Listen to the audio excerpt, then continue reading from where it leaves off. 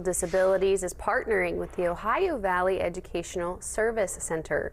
According to Developmental Disabilities Board Superintendent Tiffany Neal, the board approached a motion to partner with the center during its meeting last night.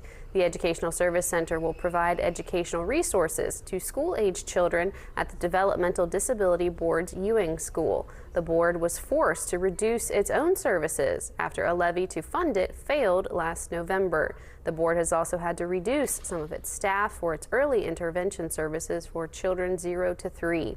Neal says the partnership with the Educational Service Center is the best solution the board has in its less than ideal circumstances. Unfortunately, with the failure of the levy, difficult decisions had to have been made. However, this is, in my opinion, the best result that we have considering a failed levy.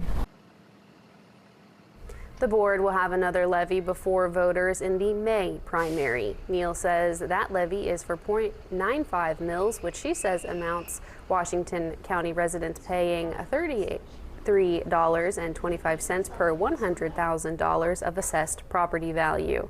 If that levy fails, Neal says the board will have to consider further cuts to its early intervention services.